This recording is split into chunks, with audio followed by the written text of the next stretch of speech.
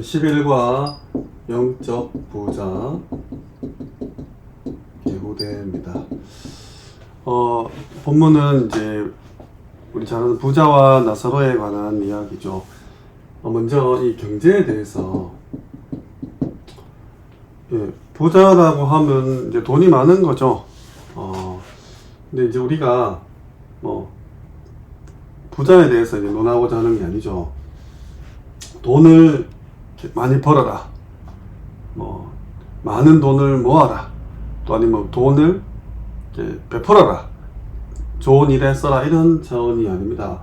우리 후대들은 이 경제에 대해서 사실은 빨리 공부를 해야 돼요.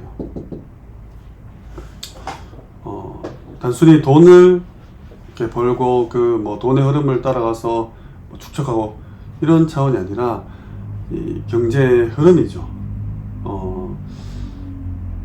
하나님께서는 시대마다 이 경제를 준 국가나 인물들이 있어요. 그에 대한 이유도 있겠죠. 우리가 세계를 복음화한다 했을 때 이 경제는 반드시 필요한 부분입니다. 저는 이제 우리 후대들이 이 경제의 분야나 현장으로 진출하는 데 있어서 좀 믿음이죠. 이 신뢰를 먼저 좀 이렇게 회복해야 된다고 생각합니다. 좀 뜬금없는 소리일 수 있지만 진짜 그래요. 한 국가가 이렇게 경제적인 시스템이나 또 부유하게 될 수 있는 조건 중에 이 국민들 간의 믿음, 이 신뢰가 굉장한 상호작용을 일으킵니다. 예를 들어서 한 국가에 내에 있는 국민들끼리 서로 믿지 못한다면 그 국가가 이 신뢰를 보완하기 위해서 써야 되는 돈이 엄청나요. 예를 들어서 우리가 서로 우리 한국은 그래도 이런 부분이 좀 잘 돼 있는 편이죠. 남의 물건을 훔치거나 또 정당한 대가를 지불하지 않고 어떤 혜택을 받는다거나 사회생활하는 전반에 걸쳐서 상호간에 이런 믿음이 없으면 모든 것을 감시하고 이렇게 체크해야 되고 하나하나 다 따져봐야 돼요. 그러면 그에 따른 설치해야 되는 장비나 시스템이나 이 법안들, 이런 것들이 너무너무 많아집니다. 그렇지 않겠습니까? 안 그러면은 그걸 할 수 없다면은 그 사회는 이제 완전 범죄에 노출이 되겠죠.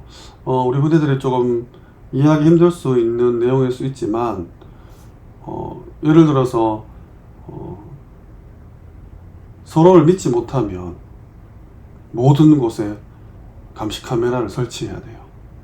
그럼 그 설치하는 비용들, 그거를 24시 돌려가지고 계속 지켜봐야 되는 인력들, 이런 부분들이 계속 이런 업체들이 막 생겨나겠죠. 그래서 결국에는 지불하지 않아도 될 그 비용들을 지불하는 거예요. 그래서 질서를 지키지 않는다, 그럼 다 감시해야 됩니다. 빨간불에 멈추고 파란불에 건너고, 이런 부분들이 이 시민의식 속에서 이렇게 자리 잡지 못하면 모든 것들이 다 비용을 지불해서 인력을 투입하고 장치를 설치하고, 하여튼 이게 복잡해지고 어려워져요. 크게 보면, 국가 간으로 보면 이렇습니다. 이거는 제 말이 아니라 실제로 경제 지표가 되는 부분이에요. 이 신뢰성, 국민성에 대한 부분. 그러면 저는 이걸 두고 우리 자신이 과연 이 부자가 될 수밖에 없는 그런 시스템 속에 그런 체질이랄까요, 이게 돼 있냐는 거예요. 하나님이 보실 때도 맡길 수 있는 자에게 경제를 주지 않겠습니까? 신뢰가 되는 자에게. 예를 들어서 내게 맡겨진 아주 작은 일, 최선을 다하는 자에게, 성경에도 나와 있죠. 누가복음 16장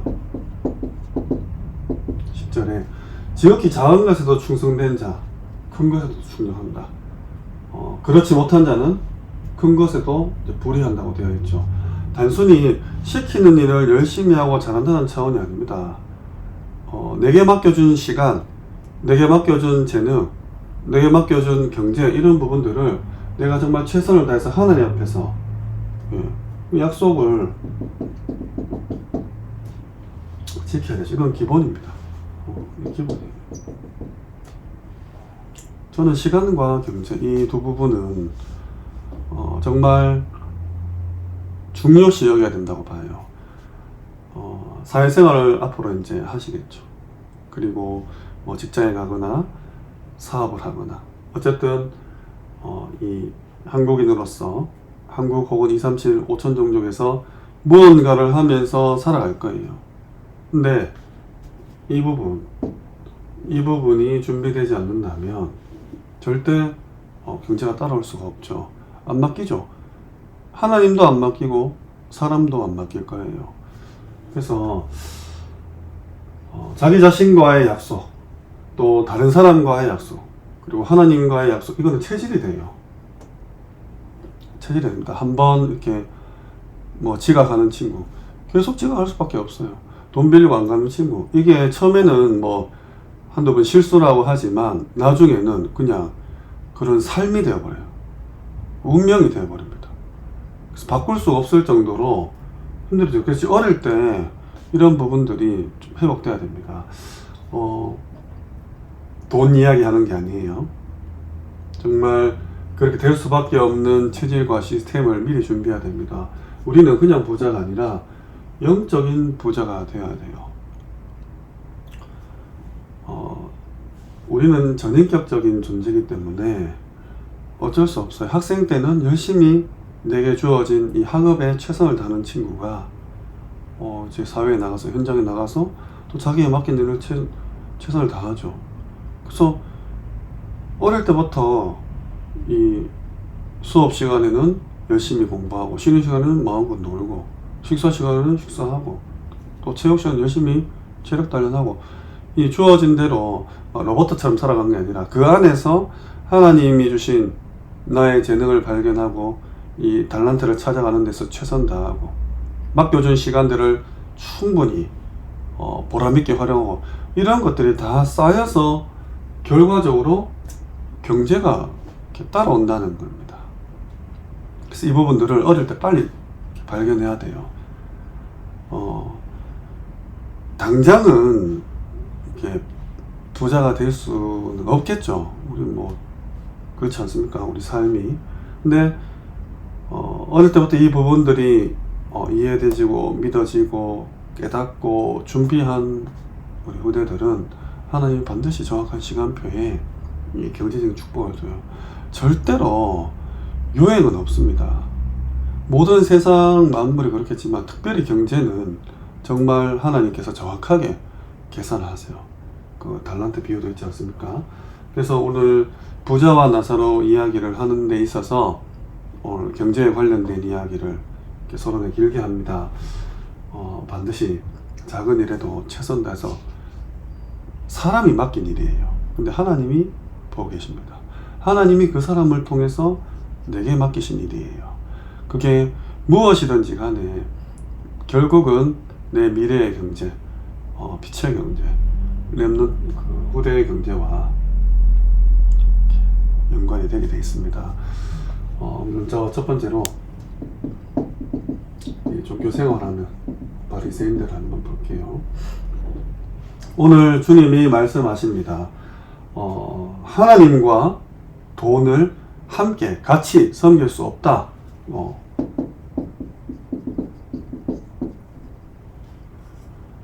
하나님이면 하나님, 경제면 경제, 돈이면 돈, 이렇게 한다. 바리새인이 굉장히 물질 중심주의를 살았거든요. 그러니까 이번 비유, 예수님이 말씀하신 비유 썼다고 되어 있어요.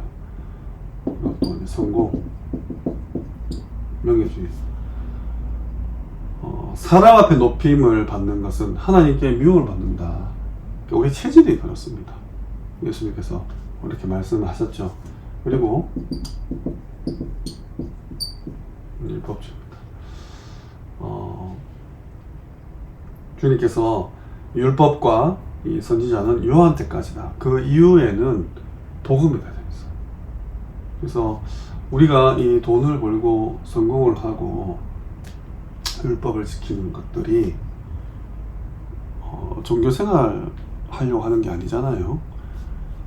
정말 하나님 앞에서 이 유대인들이 이렇게 범했던 이런 과오를 반복하지 않도록 주님께서 말씀하셨듯이 하나님을 섬겨야 됩니다.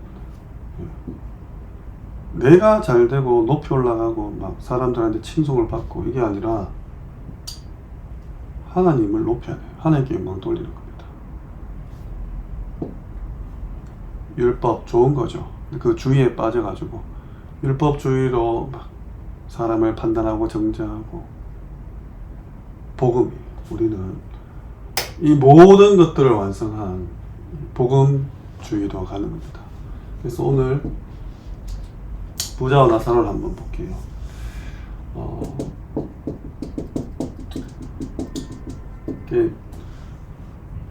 돈이 많으면 지옥 가고 돈이 없으면 천국 가고 이런 내용이 아니죠. 여기 이제 부자가 나와서 매일 잔치를 벌리고 막 사람들 앞에서 호화스러운 생활을 하다가 죽고, 이 거지 나사로는 이 부자가 주는 그 음식 찌꺼기로 막 목숨을 연명하는데 막 이 상처도 치료도 못 받고 하니까 기회가 와서 막 거기를 핥는다고 나와 있잖아요. 그 죽어서 이제 둘 다 이제 심판을 받고, 나사로는 천국에 부자는 지옥에 갔죠. 근데 돈이 많아지고 이게 아니죠. 이게 영적으로 무지했기 때문에 간 거 아니겠습니까? 그리스도를 영접하지 않아서. 그래서 부자가 그 막 불구덩이 가운데 그 아브라함 품에 안긴 게 나사로를 보면서 그 손끝에 물 한 방울을 찍어서 내 혀에 대달라. 너무 지금 고통스럽다. 너무 뜨겁고 힘들다. 그러니까 우리 이어서 글로 못 건너간다 하잖아요. 그러니까 부자가 뭐랍니까? 내 형제 5이 있는데 제발 그들에게도 이런 고통이 임하지 않도록 좀 말해주라. 그러니까 그 모세하고 선지자 있는데 안 들으면 어차피 안 믿는다. 아니다. 이 나사로를 다시 살려서 보내줘라. 그럼 죽은 자가 살아나면 들을 수도 있다니까. 우리 어차피 안 믿는다 하죠. 그렇게 이제 이야기는 끝이 납니다. 이 부자의 소원이 들어주지 않게 되죠. 단순히 부자는 지옥 가고 가난한 자는 천국 간다, 이런 내용이 아닙니다. 우리가 경제를 어떻게 사용해야 되는지에 대한 부분들, 그리고 뭐 이렇게 그럼 우리가 나사로처럼 살아가자, 이 말이 절대 아니에요. 많은 기독교인들이 이 가난을 이렇게 좀 뭐랄까 덕목처럼 여기는 게 있어요. 그러니까 돈을 많이 벌면 좀 타락한 것처럼 여기는 이상한 그런 사상들이 있습니다. 아니, 우리 후대들은 부자가 돼야 됩니다. 왜? 전도와 선교와 세계복음을 해서, 물론 안 돼도 할 수 있어요. 근데 영향력이 다르잖아요. 많은 경제력을 가진 사람들이 많은 사람을 도우면서 이렇게 전도와 선교와 세계복음 할 수 있죠. 만약에 예수를 믿는 모든 사람들이 다 거지 나사로처럼 막 부스러기 먹고 이 개들이 와서 핥고, 물론 하나님이 하시면 전도 가능하죠. 근데 하나님은 분명히 처음부터 다스리고 정복하라 했습니다. 처음부터 생육하고 번성하라 했어요. 정말 필요를 채우시고 이 아들과 딸 원방에서 남기고 많은 재물들 준다 했습니다. 이 약속을 그냥 흘려보내지 마세요. 지금 내게 맡기신 아주 작은 일에 충성되어서 하나님이 큰 일을 맡길 수 있도록 내 몸에 이런 경제적인 시스템이 장착이 돼야 됩니다. 복음 없는 사람들 중에서도 복음적인 역할을 하면서 그런 삶을 살면서 경제에 축복받는 사람이 있다 했거든요. 그럼 내가 한 번뿐인 인생 하나님 앞에서 정말 세계복음화에 그런 엄청난 경제력, 정말 성전을 짓는데 내가 헌신할 수 있고 하나님께서 원하시는 그 선교지에 마음과 그 축복을 함께 나누면서 얼마든지 이 세계복음을 할 수 있잖아요. 그래서 오늘 이제 부자와 나사로를 보면서 또 이 유대인들의 이런 잘못된 이 신앙생활을 보면서 결단하셔야 돼요. 무엇보다 가장 먼저 하나님이 최우선 돼야 됩니다. 그리고 따라오는 그런 물질, 명예, 성공, 여기에 현혹되지 않는 만큼 바울이 그거 배설물로 여긴다고 할 만큼 성공해야 돼요. 근데 거기에 이제 완전 도취가 되거나 거기에 완전 내가 이렇게 잠식되거나 막 끌려가면은 안 되죠. 그래서 영적 부자부터 되셔야 돼요. 영적인 서밋부터 돼야 됩니다. 그리고 따라오는 모든 축복들을 하나님 앞에서 잘 관리를 해야 돼요. 시간, 경제 잘 관리하셔야 됩니다. 오늘 이제 누가복음 18장 22절에서 25절 오늘 같이 한번 합독하시고 절대로 부자가 답이다 혹은 반대로 가난이 미덕이다 아닙니다. 정말 21세기에 참된 이 경제인이 되세요. 바울을 도왔던 보호자, 동력자, 식주인들 있지 않습니까? 정말 브리스가 부부처럼 가이오처럼 로마서 16장 일꾼들처럼 전도자의 보호자, 동력자, 식주인이 되어서 이 세계복음하는 일에 후대를 키우고 2, 3, 7, 5천 종족을 마음껏 파고들 수 있는 이런 경제력을 갖추셔야 됩니다. 정말 하나님의 자존심으로서 하나님의 자부심, 자긍심이 될 수 있도록 영적 부자 되시기를 주님의 이름으로 축원합니다.